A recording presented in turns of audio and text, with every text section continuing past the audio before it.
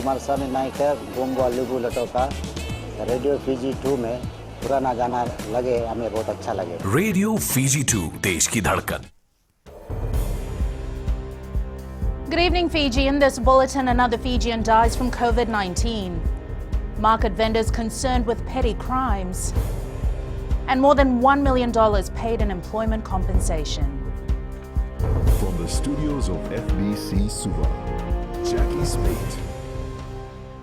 A COVID-19 patient has died in isolation. The Ministry of Health is expected to release details soon. This is the second individual to die from complications caused by the coronavirus. FBC News understands the deceased had arrived on a repatriation flight from the United States earlier this month. He had been in border quarantine where he tested positive for COVID-19. Kelly Vavala joins us now live from the Ministry of Health. Kelly, how are the authorities responding to the latest coronavirus death?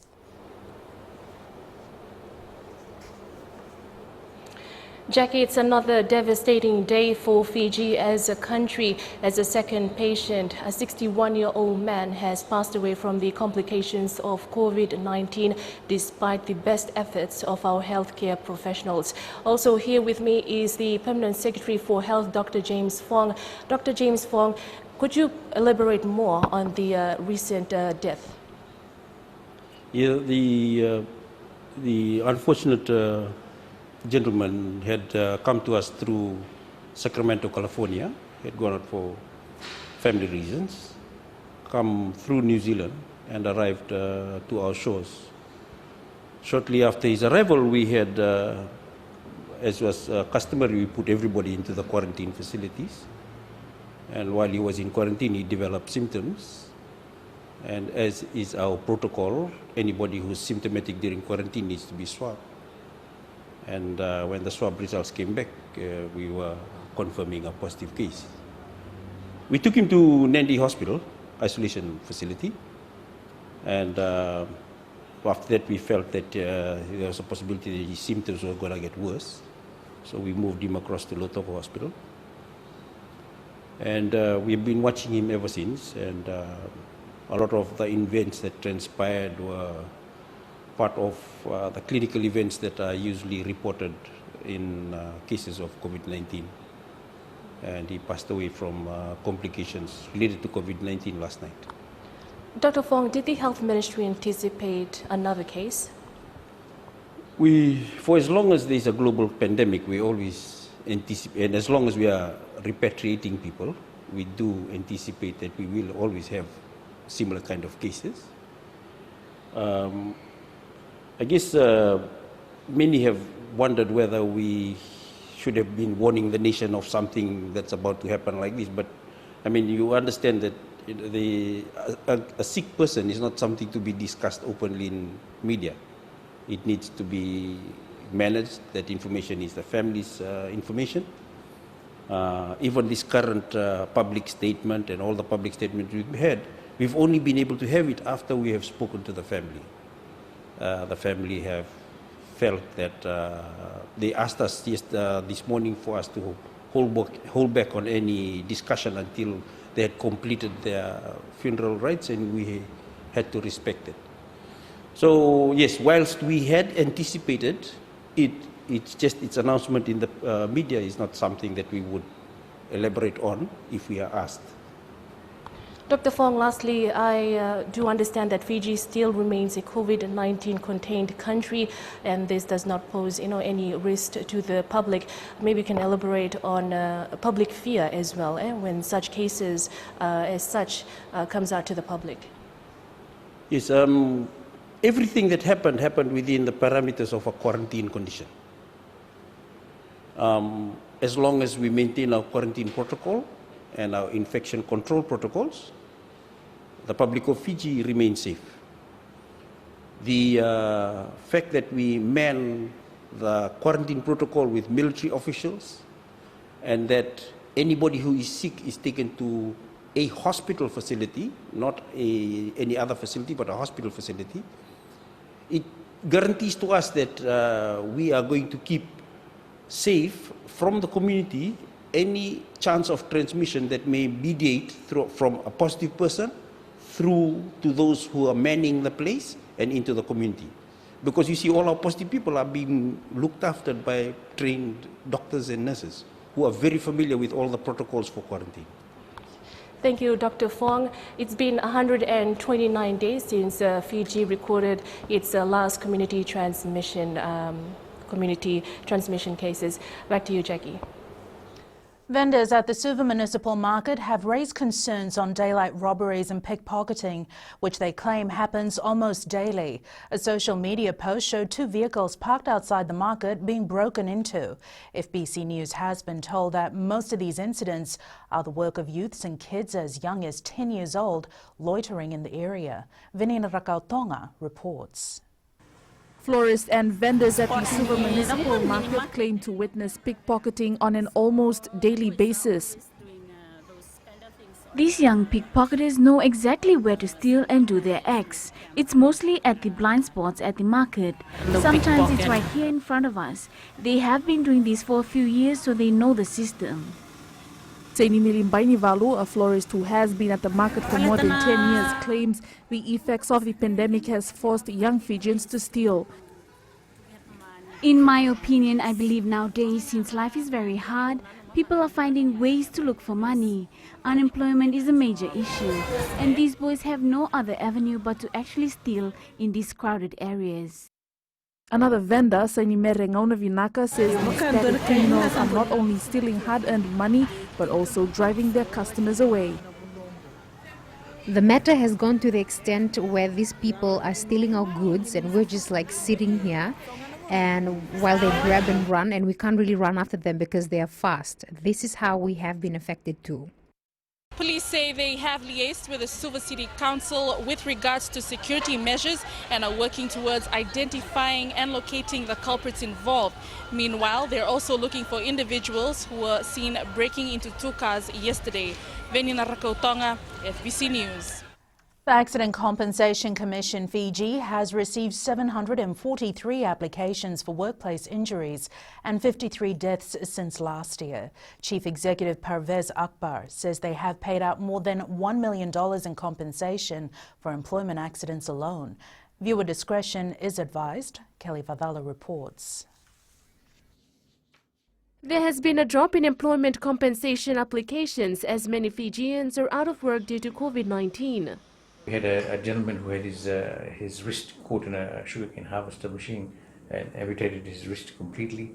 And you know, for employment, we still get injuries from workers in supermarkets who, you know, you'd see them cutting up your chicken when you're in the supermarket and getting their fingers caught and amputated. There was also a journalist who was paid $6,000 in compensation for a work-related injury. The journalist had the camera, basically they're shooting the event, and the ball hit the journalist and then they took out a couple of their teeth. And so Parvez also clarified the amount payable to each recipient. Whether it's a motor vehicle related death, accident-related death, whether it's an employment accident death, or if it's a school death, the amount is the same. It's $75,000 for any death. And for injuries, the maximum is $150,000. How much someone gets depends on the extent of the injuries. The kind of response we receive for them is like how they can reach us, like the application, like how can they get the application form and what are the requirements. With 4 months left for the year to end, the ACCF plans to ramp up its awareness campaigns. Kelly Vadala, FBC News. Minister for Women and Children Meriseni Vuniwanga says faith-based organisations are a powerful player in getting the message about gender violence across and getting the nation to talk about the issue. She says violence against women and girls, including sexual offences, is rooted in gender-based discrimination, social norms, cultural attitudes and gender stereotypes. Kritika Kumar reports. Fiji ranks as a country with one of the highest rates of gender-based violence in the world. When it comes to our dear country Fiji, it's 2 in every 3 women. At least 72% of Fijian women have suffered some sort of violence during their lifetime.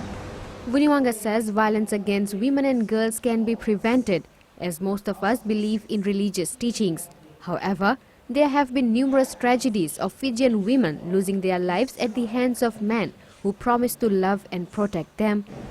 But we must keep working together to change our culture and attitudes that are embedded in male power and control of women, gender inequality, gender discrimination, and patriarchy.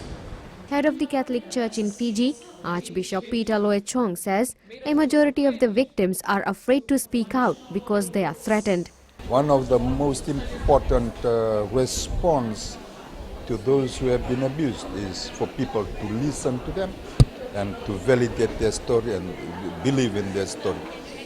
Close to 3/4 of the cases received reported physical violence, including being punched, kicked and hit with stones.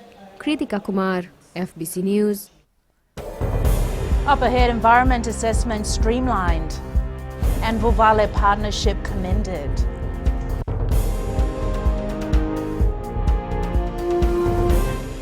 मैं तो दिल्ली में रहता हूँ और radio Fiji रोज सुनता हूँ. Radio Fiji 2 देश की धड़कन.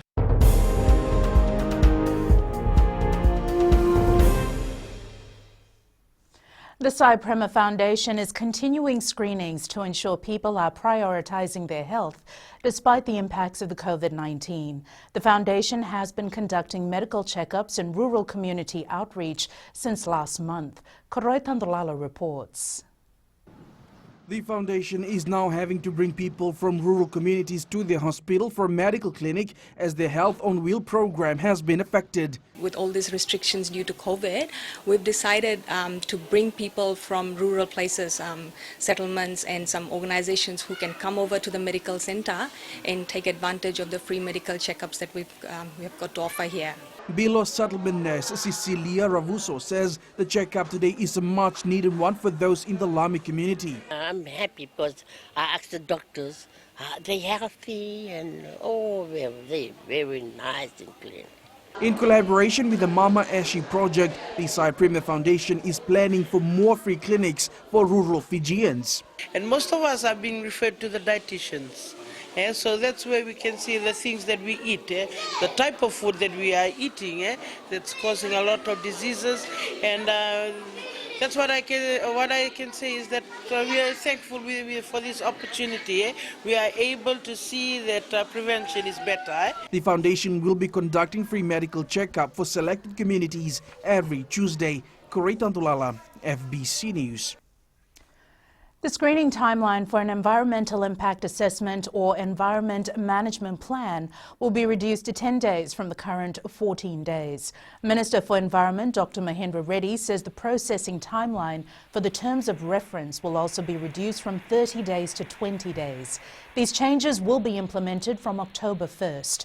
The ministry adds that the review of EIA reports by an external committee, including public consultations, will be done within 30 days as opposed to the initial 35 days. Dr. Reddy says this is being done to fast-track permit applications. The minister adds that in areas already under extraction or harvest with existing environmental data, businesses may not have to undertake a detailed EIA. The deployment of the Buller Force to Australia in response to the bushfires earlier this year was a demonstration of the Vuvale partnership. Prime Minister Vurenge Bainimarama was joined by Defence Minister Iniese Ruratu and Military Commander Rear Admiral Viliame Poto at the 6-month anniversary of the Buller Force last night. The event was hosted by the Australian High Commissioner to Fiji, John Feeks. Chosaina Nunga reports. The Australian High Commissioner told the RFMF personnel who were deployed that their service and willingness to help was received with deep gratitude and will not be forgotten. Just as Fiji stood with Australia during our Black Summer, Australia will stand by Fiji now and into the future. For our part, we stand ready to reciprocate Fiji's commitment to the relationship. When Fiji was hit by COVID-19, and Cyclone Harold in March and April this year, Australia was pleased to respond with health and humanitarian supplies and budget support. SPR Luke Sorbakarua, a plant operator at the RFMF Engineering Department, recalled his initial reaction after witnessing the plight and grief of Australians who lost everything in the bushfires. Came to Australia under the situations it occurred over there about the bushfire. The morale of the people that we've seen was very down, and when we arrived in Australia, it was very emotional for us to bring up them back them on foot. The 54 personnel were also commended for uplifting the spirit and morale of Australians in worst affected areas through songs of praise, Talanoa sessions, and sharing inspirational stories. The bushfires killed 33 people, destroyed more than 3,000 homes, and resulted in the loss of wildlife. Chosayena Nunga, FBC News. In New Zealand, health experts have backed the government's decision for mandatory face coverings on public transport. And Koroi joins us now with the latest in business. Thanks, Jackie. Coming up after the break. Resort welcomes budget initiatives. And in growing Fiji, Fiji's largest service station opens in Nadi. Stay with us.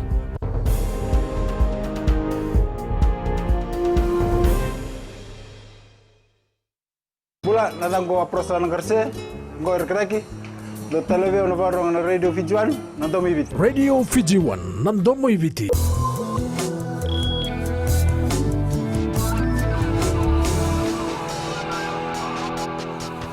The Shangri-La's Fijian Resort has commended various incentives and initiatives announced in this year's national budget. Resident Manager Chris Hamilton says this is particularly with the major tax deductions for certain items used by most hotels to assist our tourism industry. Hamilton adds this will also allow the industry to become increasingly competitive on a global stage in terms of pricing. Not just about alcohol taxes, it's about the whole raft of changes or adjustments that have been made to everything from import duties and excises to the after-sales tax, like the ECAL.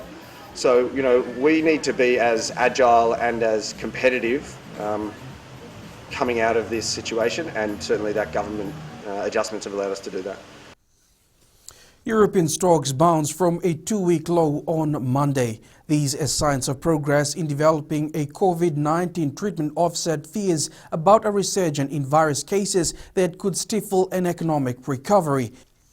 Sanifa from HFC Bank joins us now with the latest from the money market. Looking at the latest in the foreign exchange market, the US dollar held firm amid the wait for the US August consumer confidence readings due later today. They are expected to rise slightly. Firmer guidance from US Federal Reserve Chair Powell's speech on Thursday will likely be the next major dollar driver, with investors watching to see if he signals that the US Central Bank will shift its inflation target to an average. That would allow inflation to rise higher than previously before the Fed raises rates, making up for decades of easy price increases. Closer to home, weekly data showed that Australian employment fell by 1% over the month to August 8th, with the southeastern state of Victoria suffering a further blow as it grapples with a fresh wave of coronavirus infections. That's all from HFC Bank for now. Vinaka. Looking at today's local exchange rates as set this morning, the Fiji dollar was on the rise against all the other currencies we cover today, holding fairly steady against the Chinese yuan and the US greenback, but gaining on the currencies of our two major trading partners, Australia and New Zealand, as well as rising against the Kina, Euro and the Yen. And taking a look at the commodities, crude oil price saw a minimal increase, remaining about $42 per barrel. Gold was up $2 at $1,936 per ounce, and silver closed up 20 cents at $42.52 an ounce.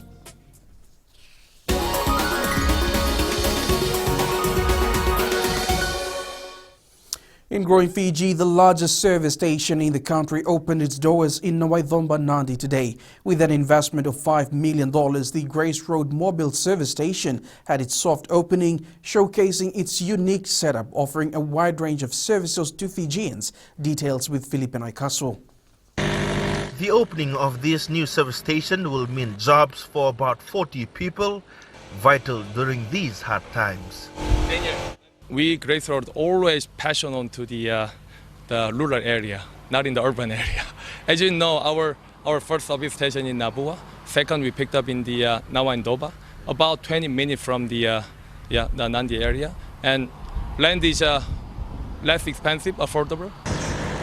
Construction started 8 months ago, and the developers are happy with how things have progressed.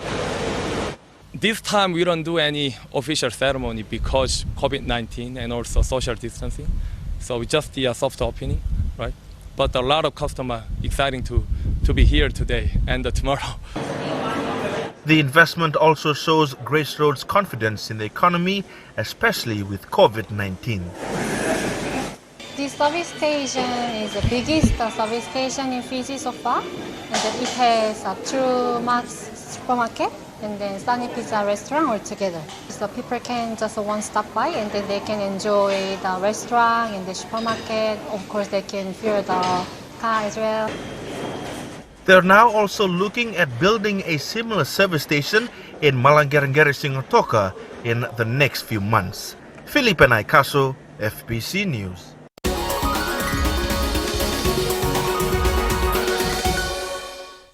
And that's it from Business Tonight. Jamie joins you next with the latest in sports. Thank you, Koroy, and good evening in Sports Tonight. No life ban for recreational drugs, says VJFA. And Suva Netball reveal plans to enhance development. Find out more after the break.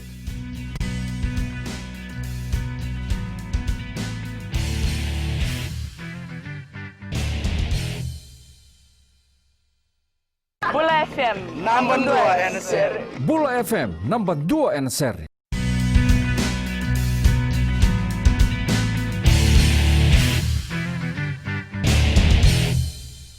The Fiji Football Association has clarified its stance on banning players testing positive for banned substances. From next season, players who test positive for drugs listed by the World Anti-Doping Association will be subject to a life ban. FIJFA says players that they test positive for recreational drugs will face their disciplinary measures and bans set out by the association. FIJFA Chief Executive Mohammed Yusuf adds they will be following the guidelines that has been put in place by WADA and FIFA. When January 1st, 2021, when the whole program, WADA program will be rolled out by the ONEC team, drug-free sports in Fiji, their banned medicines and prescribed medicine even, that is going to be, that is banned by FIFA. And if a player is getting caught in those scenarios, not the live bans in relation to our testing that we do for recreational drugs and all that. Nandi Football will not be taking any chances against the much improved Navoa team in their Vodafone Premier League game at Prince Charles Park on Sunday. The Jet Setters are currently fourth in the VPL standings, and with less than half of the season remaining, they'll need to rack up the wins to earn top honours. Felipe Naikaso has more. The Nandi side say they're expecting a tough clash against Navoa, even though they are last on the table. It is more pressure playing at home, but Navoa is really improving, and I think they are playing good possession football. So it will be a tough match, but we will try our best. Yesterday, the side were without the futsal players and also goalkeeper Verity Dixon and defender Arfaraz Ali, as they've joined the national camp. We need to work with the youths too. For the youth games, plus we can also recruit them in the district team. There are a few players we have eyed that they will be joining the team. So that is why they are training together. The side has also worked on a number of areas to try and lift their performance this weekend, as they know Navoa will not be a walkover. Navoa is a good side. The main thing are going to be favorable is the weather. It's going to be a sunny weather, so it's going to be, I think, favor of us. And we are working hard on our finishing and defending. Nandi play Navoa at 3 p.m. this Sunday at Prince Charles Park. Felipe Naikaso, FBC Sports. New Fiji Mbati head coach Joe Rambele has big plans for the national side ahead of the Rugby League World Cup in England next year. While there's a good number of Fijian players in the NRL and upcoming stars in domestic competition, there are two positions he's concerned about. Aquila Dama has the details. Rambele will officially start on Thursday as the new Mbati head coach, but he knows half the work is done regarding player selection for the World Cup. For me to select the World Cup teams is majority of players will be selected from the NRL players, and the rest of the players I'll try to select the rest of the players from the KVT Tails program. However, Rambele is confident he'll find the right players for two key positions. I think the only concern in the position of the Fiji Mbati is the halves plus 5'8" and the halfbacks. So I think my job and West's job and the Wrestling and Josakur is to try to identify a player that can fit in that position in these years and next year. The FNRL has also confirmed coaches that will assist Rambele at the World Cup. Josakur is currently coaching the Canterbury Bulldogs under 18 that is competing in the New South Wales Rugby League SG Ball competition. And our strength and conditioning coach is Steve Driscoll, who is currently the strength and conditioning coach for Sydney Roosters. Fiji is pooled with Australia, Scotland and Italy at the World Cup, which will be held in October next year. Aquila Dama, FBC Sports. Fiji Mbati hooker Pisai Koroisau will not feature for the Panthers against the West Tigers on Friday. Suva Netball wants to ensure that all its netters are international match ready before the national championship. This year, the association recorded a spike in the number of participating teams, with 79 from the 17 affiliated clubs registered to compete in the weekly tournament. According to Suva Netball Association Secretary Domenico Tambuarua, this has inspired them to focus on developing the sport by incorporating international netball laws into local club matches. By doing this, Tambuarua says they will elevate the status of netball in the country. For the Super League, which is the most competitive women's grade, we are having a 1 hour game for that grade to prepare those players to go up into the national championships. The Fiji Volleyball Federation is looking into easing part of the financial obligations of its affiliated clubs. Since the grappling effects of COVID-19 on the sport, its players and clubs, Fiji Volleyball aims to assist any way it can. Federation President Linganguki Suva says ensuring all its members are safeguarded is top of the agenda for the Fiji Volleyball Special General Meeting on Saturday. One of the things that we also want to do as part of moving the sports forward is to relook at the affiliation fee. Everyone understand we're not in normal times at the moment. We've got some challenges in terms of what COVID has done. It doesn't mean that whatever we've written some 2-3 years ago is written on stone. As an organization, it's also on our part to facilitate the changes and the requirements from our members.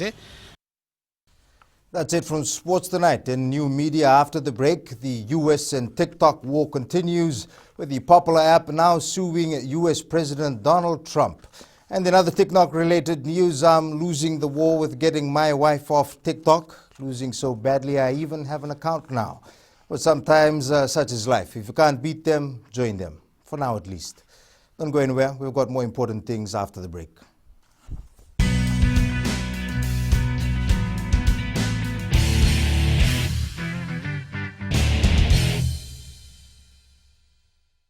Hi, Bula. I'm Selai from Nandi.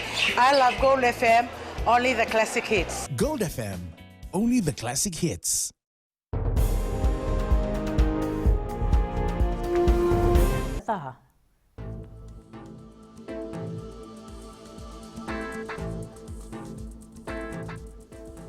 Ni hao and welcome to the weather world.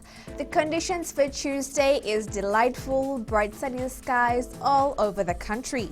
We have had a series of sunny spells which looks very appealing. Let's move on to other centers. The lovely west had light winds with brightly lit skies. Temperatures almost felt like 36 degrees.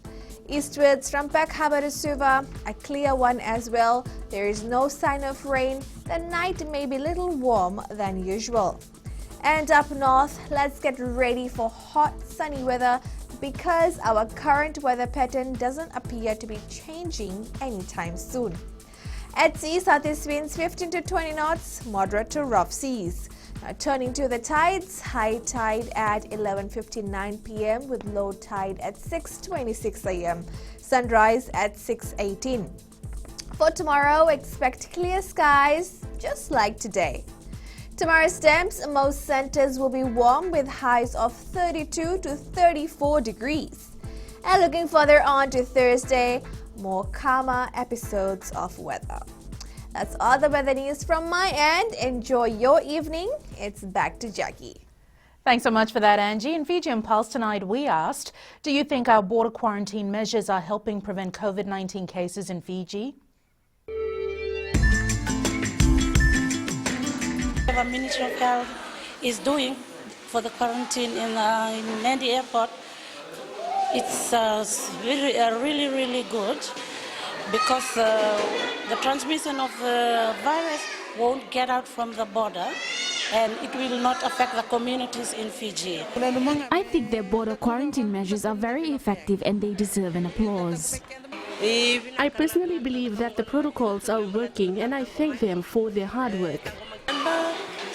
The preventative measures are working and we must continue to follow it. Recapping the main stories for tonight, another Fijian dies from COVID-19, market vendors concerned with petty crimes, and more than $1 million paid in employment compensation. For these stories and others, tune in daily to our sister radio station Gold FM. Our poll question, we're asking, have you seen an ease in traffic congestion after road repairs along the Suvarnasori corridor? Visit the FBC website to answer. And our shot of the day, the sunset was captured by CEO Riaz Said Qayyum at the Marriott Resort over the weekend. Absolutely stunning. And send your pictures to FBC News at fbc.com.fj, to our FBC News Facebook page and our Twitter page. Until tomorrow, from the team and I, stay safe. Bye for now.